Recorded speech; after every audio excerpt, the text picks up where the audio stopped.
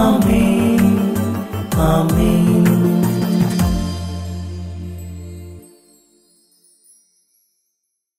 യേശുവിൻ്റെ ഏറ്റവും പ്രിയപ്പെട്ട കുഞ്ഞെ, യേശയ്യ 62:2 കർത്താവ് വിളിക്കുന്ന ഒരു പുതിയ പേരിൽ, കർത്താവ് നൽകുന്ന ഒരു പുതിയ പേരിൽ നീ അറിയപ്പെടും. നിനക്ക് ദൈവം നീ സ്വന്തമായി സ്വരൂപിക്കാത്തൊരു പുതിയ പേര് തരാൻ പോകുന്നു. സന്തോഷവും മഹത്വവും നിറച്ചിരിക്കുന്ന ഒരു പേര്.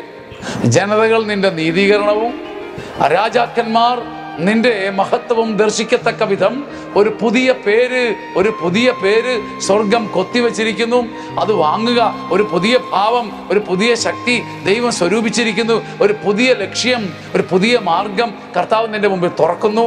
അത് കണ്ടെത്തുക. ആമേൻ. ആമേൻ. ആമേൻ.